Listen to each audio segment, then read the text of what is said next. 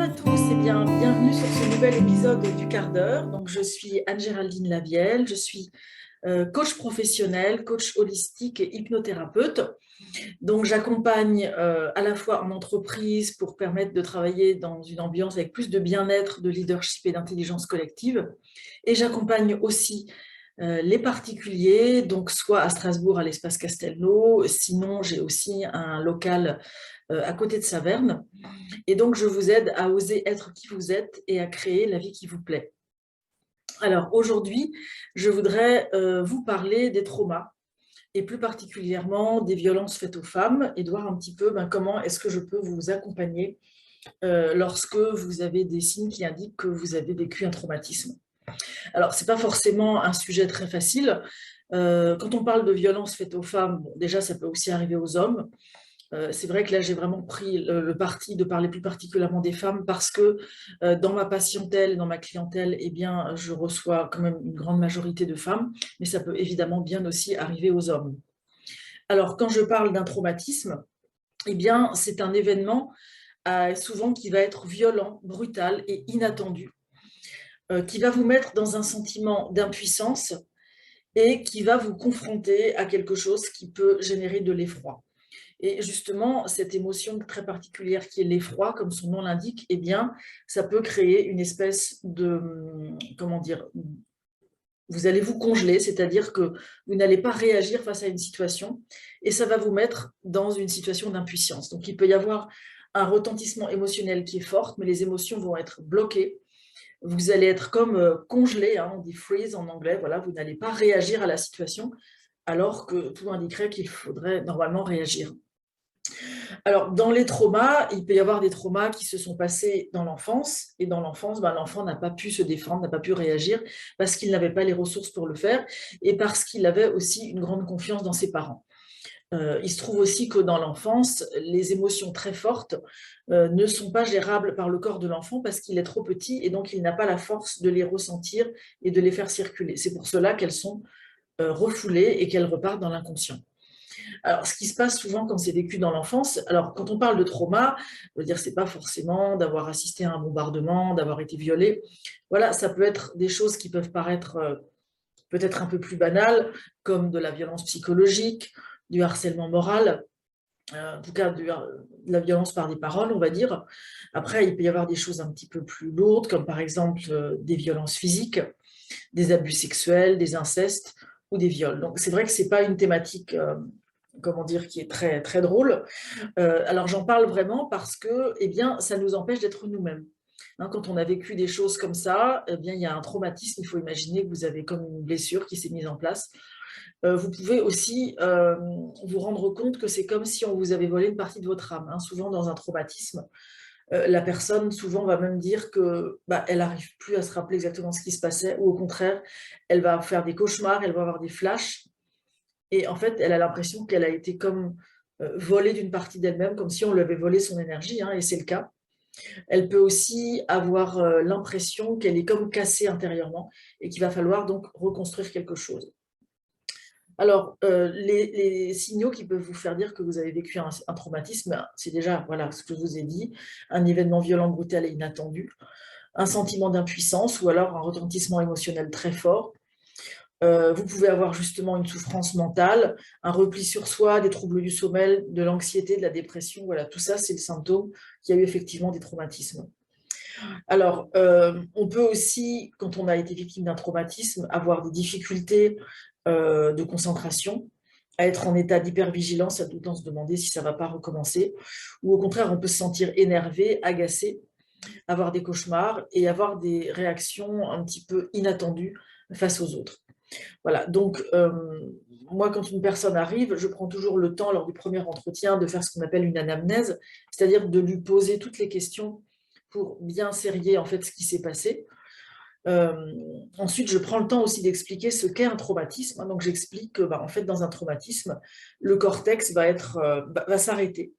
Donc, le traitement émotionnel et cognitif, en fait, est court-circuité, ce qui fait que la personne ne peut plus exprimer ses émotions et ne peut plus penser ou prendre du recul par rapport à la situation. Et donc, c'est l'émotion qui finalement qui va être inhibé, qui va donc enlever la capacité d'agir de la personne. Souvent d'ailleurs les personnes disent après, une fois qu'elles réfléchissent, mais j'aurais dû dire ça, pourquoi j'ai pas fait ça, j'ai même pas pensé à ceci ou à cela.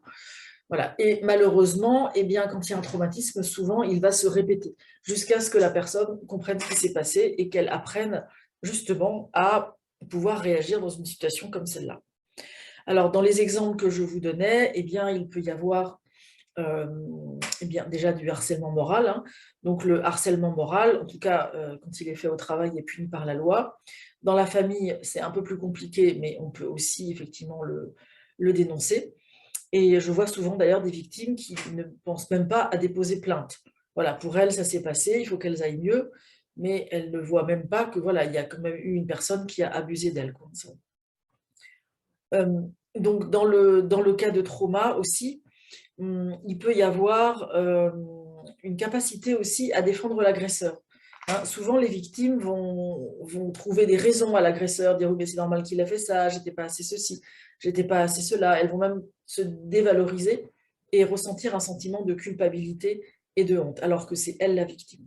Souvent, d'ailleurs, l'accès à la colère est aussi bloqué. Alors, dans les accompagnements que je propose, déjà, c'est un sujet qui est effectivement délicat, qui peut être douloureux, donc c'est un accompagnement qui va se faire sur une certaine durée. Voilà, je ne suis pas d'avis de faire quelques séances pour traiter le trauma. Voilà, ça peut effectivement se faire sous forme d'une séance d'hypnose. Quelquefois, il faudra la recommencer plusieurs fois. Voilà, mais je pense que voilà, c'est important que la personne comprenne que, compte tenu de l'enjeu, c'est important d'avoir un suivi très régulier. Alors, effectivement, dans les différentes méthodes qui existent, eh bien, il y a l'hypnose.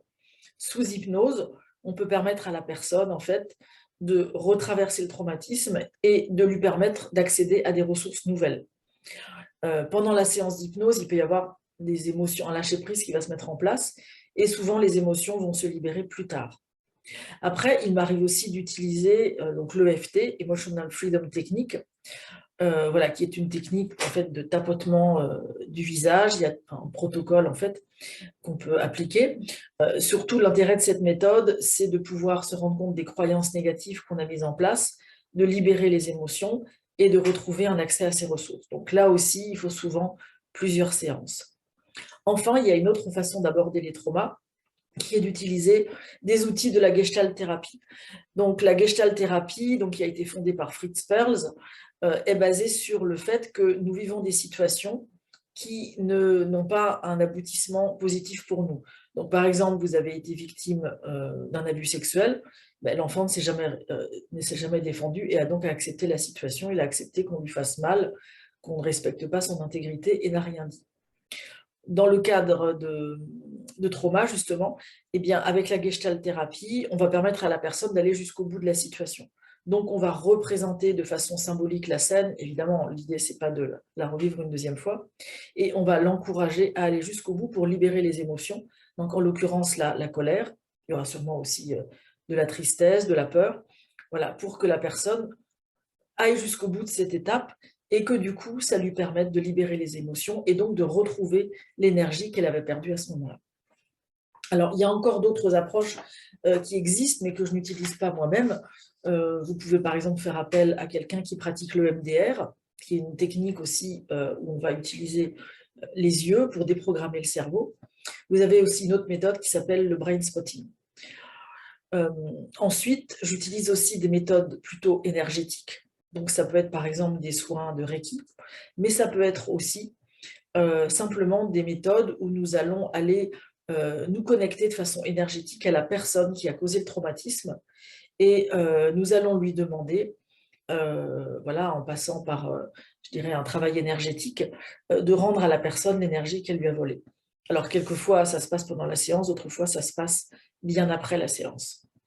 Voilà, donc vous voyez qu'il y a pas mal de façons différentes en fait d'aborder ces traumatismes. Alors l'intérêt effectivement de sortir de ces traumatismes, c'est déjà de sortir de schémas répétitifs. Alors des fois ça n'arrive qu'une seule fois dans la vie, mais je vois des personnes qui se rendent compte en fait quand on commence un travail ensemble que finalement c'était pas la première fois et que peut-être ce qu'elles ont vécu avec leur petite amie ressemblait à ce qu'elles avaient vécu avec leur mère ou avec leur père. Je suis aussi très vigilante avec la personne à aller voir si cette situation n'a pas aussi une origine transgénérationnelle. Alors, évidemment, c'est difficile d'aller retrouver des faits. Cela peut se faire sous hypnose, dans une hypnose régressive. On peut remonter dans l'histoire familiale pour aller voir à quelle génération ça s'est passé et ce qui s'est passé exactement. Souvent, d'ailleurs, les gros traumas, eh bien, on peut remonter jusqu'à 6, 7 générations. Et là aussi, il peut y avoir une libération et une guérison. On va guérir à l'intérieur de soi, en fait, l'ancêtre voilà, qui a subi ce traumatisme. Et normalement, ça doit arrêter le schéma répétitif de la lignée.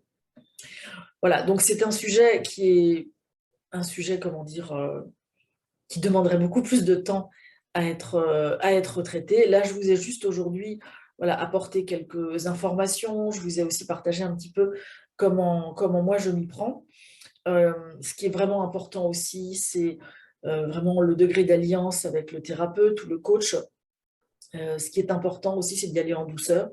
Voilà, et quelquefois, la personne n'est pas prête à entendre que c'est un trauma. Peut-être elle va, comme je le disais, d'abord prendre la défense de la personne qui l'avait agressée.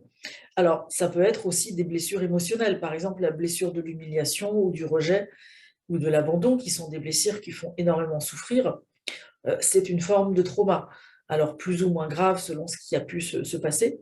Voilà, là aussi, on va y aller vraiment en douceur pour permettre à la personne, peu à peu, de prendre conscience de ce qui s'est passé et de libérer les émotions et donc de retrouver, on va dire, sa cohérence interne et de retrouver aussi sa place et l'énergie qu'on lui avait volée.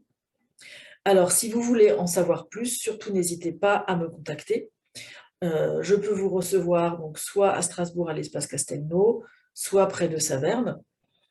Et puis, ben, je vous souhaite un bel été et je vous retrouve à la rentrée avec d'autres sujets. À bientôt.